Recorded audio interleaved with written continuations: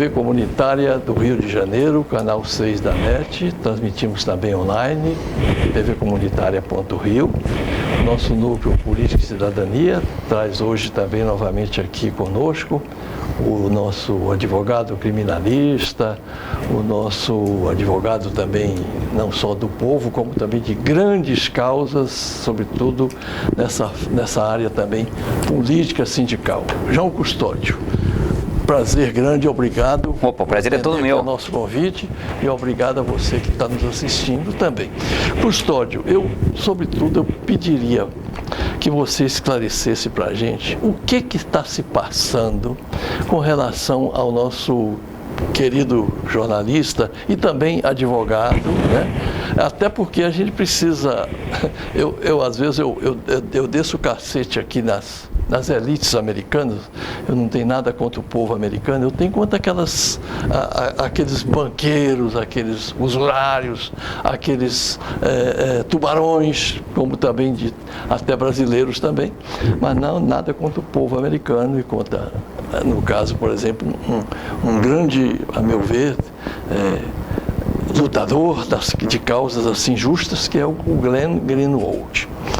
O que agora estão querendo arranjar para ver se cala esta voz que tem trazido grandes revelações sobre o outro lado da Lava Jato, o outro lado do Sérgio Moro, o outro lado do golpe, né? Olha, a situação é complexa. Nós temos oportunidade, né? E o povo brasileiro durante muito tempo acreditava na seriedade da operação Lava Jato, na conspicuidade dos membros do Ministério Público, que deve ser respeitada em Constituição, e do Poder Judiciário. Entretanto, nós vimos uma série de situações onde a verdade não foi estabelecida. E as pessoas, ainda que não acreditassem na possibilidade da condenação do ex-presidente Luiz Inácio, acreditavam na organização, na estrutura do que estava acontecendo. Entretanto, as coincidências ou não do mundo, ou as sincronicidades, que estivesse aqui no Brasil um jornalista que havia participado daquele procedimento mundial da Wikileaks, onde se detectou que a CIA utilizava todos os instrumentos de informação para pressionar os governos, o governo brasileiro. Eles haviam interceptado ligações da presidente Dilma Rousseff e uma série de outros países. Bem, este mesmo homem, circunstancialmente, estava aqui no Brasil e coube a ele a informação, ou chegou até as suas mãos, uma série de elementos, através da Intercept Brasil, de que o ex-juiz Sérgio Moro, o procurador Dallagnol e uma série de outros procuradores participaram de uma série de articulações, atuando politicamente com a perspectiva de obstaculizar ou impedir que o presidente Luiz Inácio participasse do processo eleitoral. Com que razões, com que motivos? Parece que politicamente claro era impedir que ele desenvolvesse esse processo, porque ele estava em primeiro lugar. Há quem diga que a situação foi lawfare, utilização da política, tá, para poder pressionar uma série de pessoas que se preconizam obstaculizar o desenvolvimento político dessas pessoas. Dessa forma, então, chegou-se até ao público uma série de informações através da interceptação de um telefone que chegou às mãos do Glenn, do Intercept Brasil, e que se detectou claro e objetivamente que se quebrou a estrutura jurídica brasileira, se desrespeitou o Código de Processo Penal, se desrespeitou o Código de Ética da Magistratura e a Lei Orgânica da Magistratura, onde o sistema penal brasileiro, que é o sistema penal acusatório, onde deve haver uma parte imparcial, que é o juiz, a parte acusatória, o Ministério Público, e a defesa, que deveria desenvolver as atribuições do acusado, ela foi desrespeitada. Ficou claro e objetivamente provado que Sérgio Moro, com o Ministério Público, orientou o Ministério Público, informou sobre testemunhas, determinou que fossem feitas uma série de investigações. Isso ficou claro. Quebrou-se a lógica e a ordem do processo penal acusatório. Ficou claro que houve uma condução, direcionamento específico do magistrado para condenar um acusado que era o ex-presidente Luiz Inácio. E mais grave ainda ficou, porque o juiz Sérgio Moro, aceitou o cargo de ministro da Justiça do então principal concorrente, que ele impediu que participasse do processo eleitoral.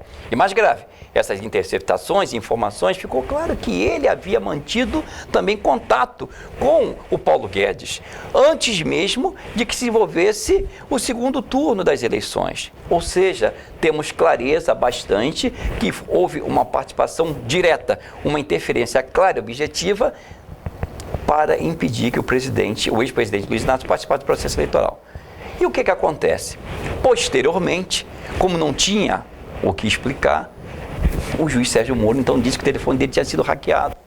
Esse hackeamento seria uma tentativa de dizer que era falso ou que havia sido feito montagens e que nada daquilo devia acontecido. Ele não ofereceu em nenhum momento o seu telefone, nem os procuradores da República. Alguns confirmaram que tinha havido, inclusive, aquelas conversas. Muitas delas chegaram lá. Faustão, por exemplo, disse que tinha realmente falado aquilo que constava no Intercept Brasil das informações. E nós tivemos a oportunidade de verificar que, infelizmente, houve uma interferência indevida do Poder Judiciário com o Ministério Público para direcionar uma acusação, em que as provas não eram claras no sentido de se deduzir a acusação, ou seja, a condenação do ex-presidente Luiz Inácio.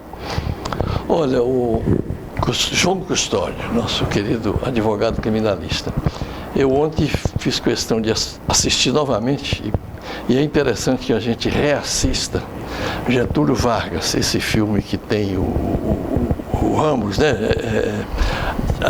Adilson Ramos, você me ajuda, meu querido, o filme Getúlio Vargas, que está passando na Netflix, muito interessante, que foi estabelecida ali a República do Galeão, e a gente vê que a história se repete com Getúlio Vargas. Até no final tem uma frase do Tancredo, que ali eles adiaram o golpe por mais 10 anos, que foi 64.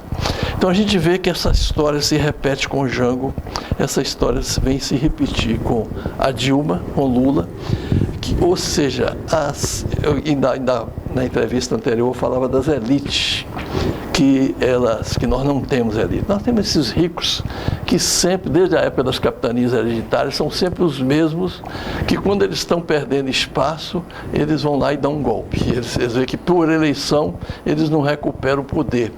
Então, a gente vê perfeitamente, e eu estava na Petrobras nessa época, quando começou a Lava Jato. O fato novo, sobretudo, era a prisão de grandes empresários, sobretudo nacionais, os nacionais, que você falou muito bem da parte política, mas a parte econômica, o que se visava aquilo, ficou claro logo depois que eles depõem a Dilma, né, o golpe, e que prende Lula, para poder passar a Petrobras, para passar os campos de petróleo. O nosso pré-sal vale alguma coisa tipo 14 trilhões de dólares, várias vezes o nosso PIB. Né, o que estava em jogo atrás daquilo? Os coronéis da mídia, que na época era Assis Chateaubriand, na época de Getúlio.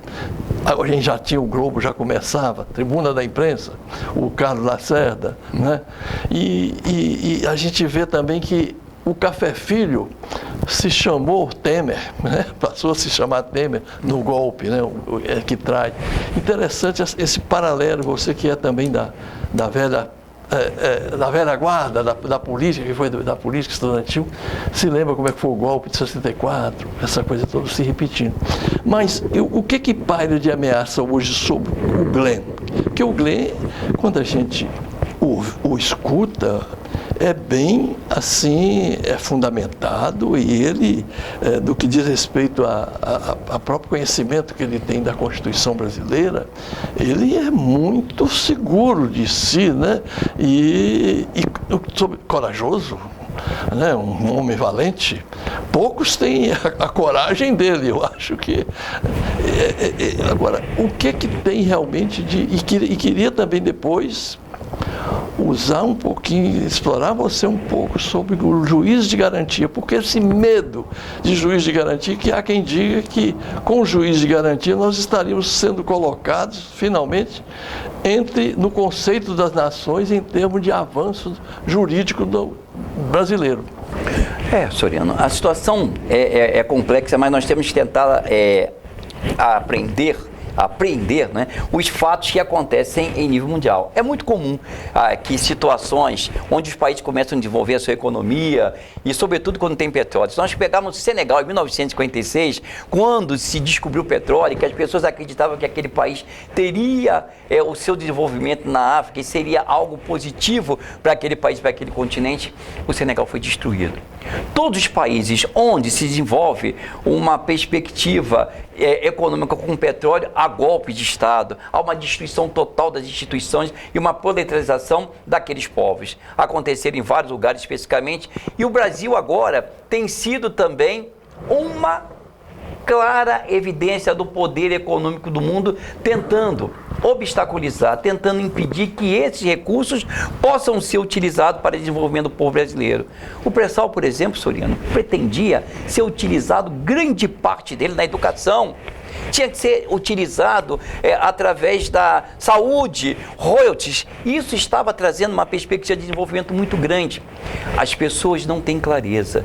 Se as pessoas forem verificar no Nordeste hoje, sobretudo na zona do sertão, isso não é mostrado nos canais de televisão. O nível de vida aqui da zona do sertão existe pelo desenvolvimento desse progresso que foi estabelecido nos governos progressistas que nós tivemos, com açudes, com o nível de vida é muito grande. É isso. Transposição do São Francisco? Exatamente, não só transposição, mas desenvolvimento de água mesmo, açudes, criação de gado, poços artesianos muito grandes. Então, esse tipo de desenvolvimento que levaria o Brasil para um salto futuro foi obstaculizado. E o que nós estamos observando na área econômica? Se na área econômica eles usam desses artifícios, procuram ludibriar o povo com perspectivas jurídicas. Olha só, nós temos uma situação bem similar. Isso não é só no Brasil, não. Se nós observarmos o que está acontecendo com o Julian Assange lá na Europa, houve uma tentativa de levá-lo de volta aos Estados Unidos, ou seja, extraditado. E mais ainda, prestem atenção, está definitivamente provado que houve, através da CIA, uma contratação de uma agência espanhola para verificar o que ele estava desenvolvendo na embaixada, veja bem, inglesa, a embaixada do Equador na Inglaterra. É um trabalho muito percussiente, um trabalho muito elaborado para poder desacreditar, para poder demolir, para poder impedir o jornalismo investigativo. Porque o jornalismo investigativo mostrou que os Estados Unidos vigiavam o mundo inteiro, pegavam informações para chantagear e para fazer com que os líderes do país fossem chantageados quando fossem necessários. O GAN agora, através desse movimento aqui no Brasil, está demonstrando para o povo a farsa que foi a Lava Jato. Esta farsa que foi a Lava Jato, quando o ex-juiz Sérgio Moro dizia para o seguinte: o que importa são as informações. Isso é que tem que ser passado pelo povo brasileiro. Quando ele tentou fazer aquela farsa da informação que o ex-presidente Luiz Inácio tinha com a Dilma, e dizer que ele não queria ser presidente, não queria ser o ministro da Casa Civil, que ele queria enfrentar o Moro. Ele tinha 20 e tantas gravações que dava essa informação. Entretanto, ele utilizou apenas uma que deixava dúvida, numa interceptação ilegal, mas ele utilizou aquilo para impedir que ele chegasse à Casa Civil. E isso foi desmontado, como foi desmontado também, e ele que disse: olha, o importante não é a forma, é o que o povo tinha que ter de clareza daqueles diálogos que estavam sendo estabelecidos. Se valia para o presidente Luiz Inácio, por que não vale para ele? Por que ele tenta sempre dizer que eu não sei se falei não me lembro, pode ter sido montada? E aí chegou-se a uma pessoa que poderia ter, ou que foi, que denunciou essas conversas ilegais, essas farsas, a violação da Constituição, a violação do Código de Processo Penal, a violação do Código de Ética da Magistratura, a Lei Orgânica da Magistratura Nacional. Quando isso foi desvendado, aí se tenta estabelecer que foi através de uma fraude, utilizando indevidamente da Justiça. É claro, é objetivo que a Constituição Federal esclarece e dá direito à garantia de fonte, como também garante a liberdade de imprensa, independente da forma com que chega a informação ao jornalista. Ele pode, deve e tem que divulgá-la. Esse é o compromisso com a profissão dele. E essa discussão não está sendo levada. Preste só atenção. Nós tivemos ciência que no dia 21, se não me falha a memória, na 10ª Vara Federal de Brasília, o o Glenn foi denunciado. Mas, gente, olha que loucura. Pasme, estudante de direito de processo penal. Uma pessoa que até então não figurava como indiciado, não figurava como participante das investigações. Há uma decisão, inclusive, do ministro Gilmar Mendes, que não admitia que ele fosse pressionado, porque houve uma portaria do ex-juiz que prendeu o principal concorrente das eleições e que agora assumiu o cargo do presidente, que ele impediu que o Luiz Inácio fosse candidato, e agora ele tenta utilizar uma portaria para a pessoa que está demonstrando e denunciando tudo isso não possa, veja só, desenvolver uma atividade que é clara e objetiva, que é a liberdade de imprensa. E mais ainda, inexplicavelmente é denunciado, quando ele sequer figurava como uma pessoa que pudesse estar participando de uma possível associação criminosa. Inventaram uma série de hackers que, pelas informações prestadas da imprensa, qualquer pessoa percebe que eles não têm as informações e não tinham instrumentação para fazer esse tipo de interceptação e tentam desmoralizar essa situação.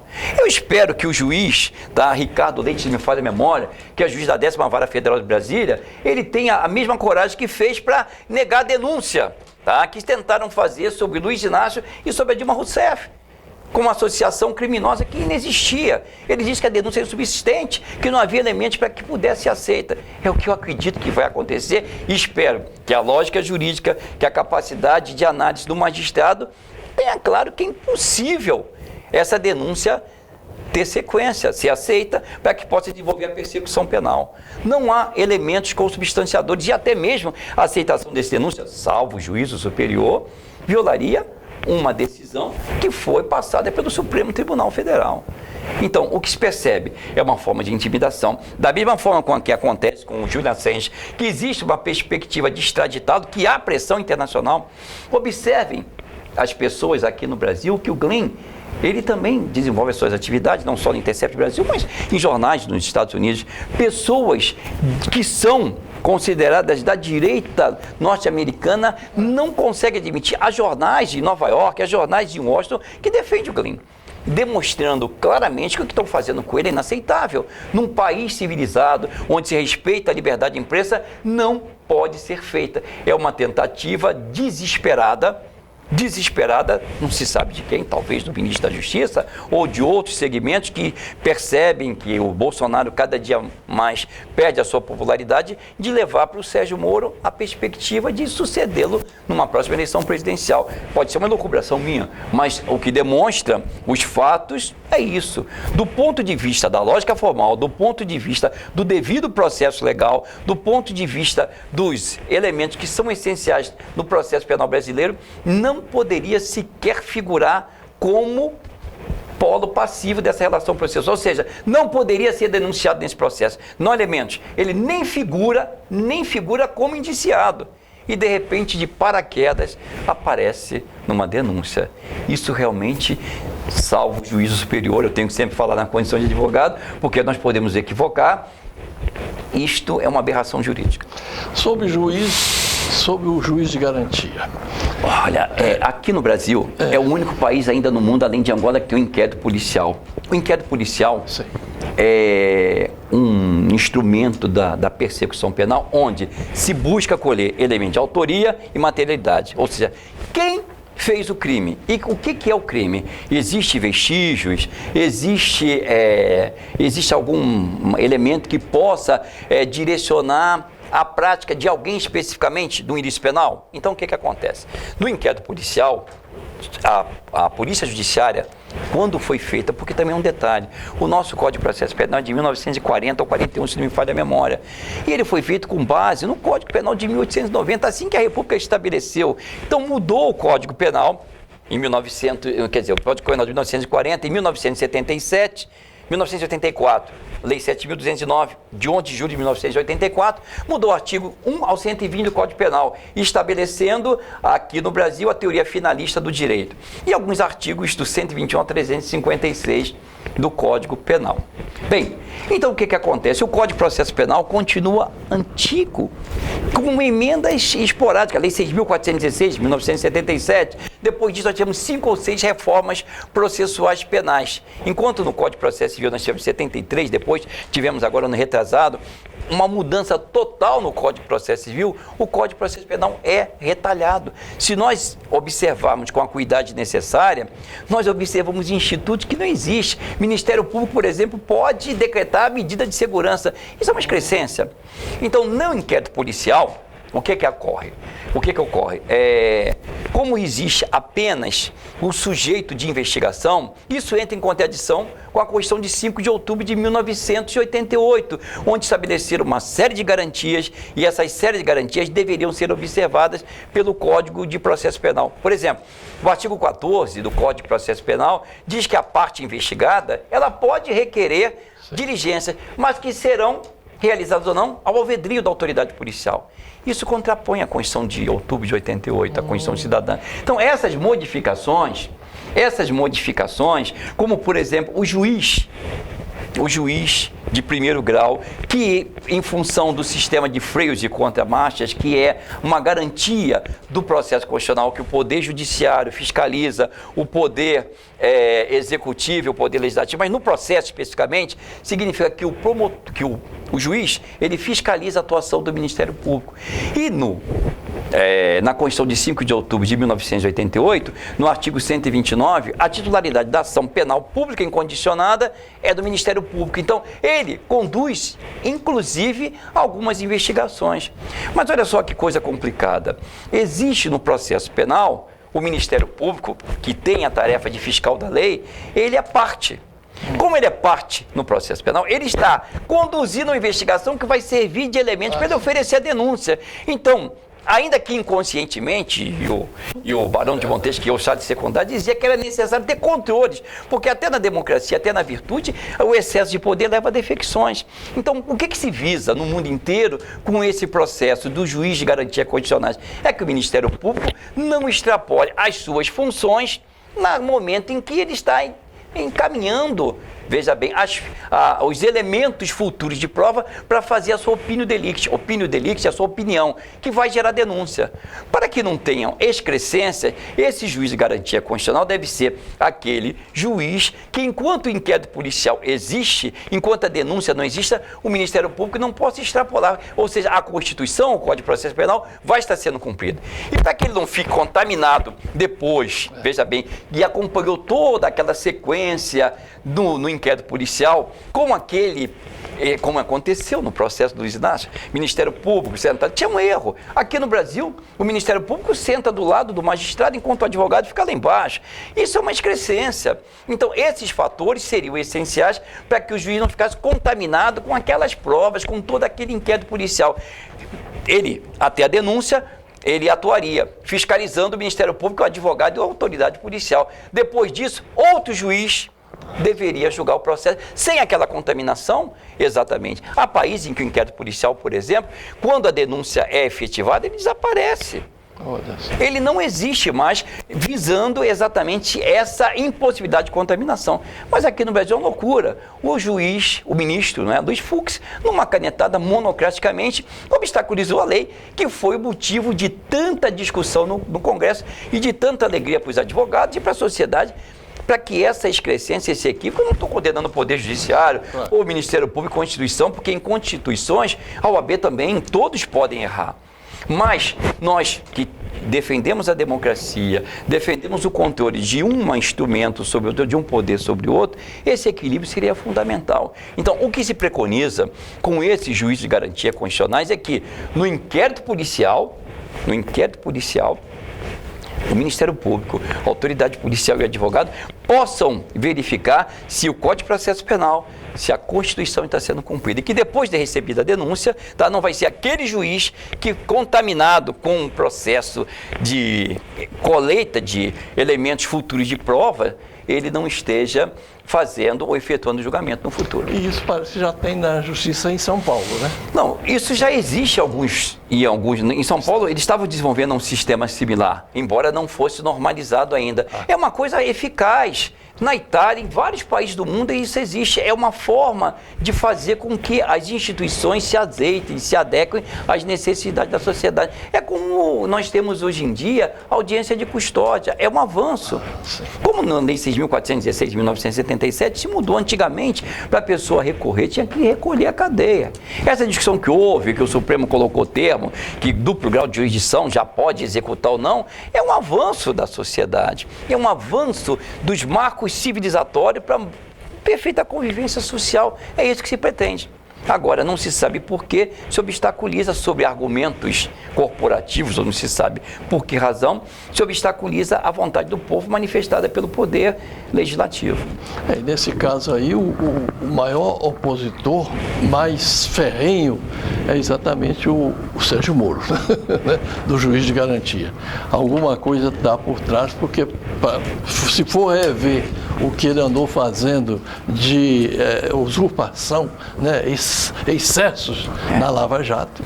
Se fosse vigente esta lei, que infelizmente por uma canetada ela está suspensa momentaneamente, o juiz Sérgio Moro não teria condenado equivocadamente o senhor Luiz Inácio, independente de convicção política ou pessoal, pelo devido processo legal, com o juiz de garantia constitucional, não teria havido os excessos.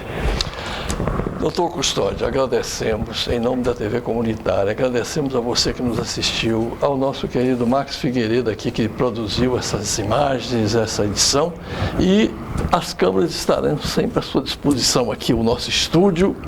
Volte sempre e precisamos de outras aulas suas aqui para o nosso esclarecer aqui, até mesmo tirar algumas outras dúvidas que a gente ainda tem aí da aprimoramento da nossa poder judiciário. Eu peço desculpa por falar às vezes um pouco rápido, é que são tantas informações que o tempo é pequeno, me faz falar com certa celeridade e talvez não ter aprofundado como o assunto fosse necessário, mas pelo menos uma coisa, é um absurdo a denúncia do Glenn e espero que o juiz competente refute a denúncia pelas razões apresentadas aqui. Maravilha. Um grande abraço. Um abraço, é um prazer. Maravilha, tudo de bom. TV Comunitária, Canal 6 da NET, Núcleo, Política e Cidadania. Muito obrigado.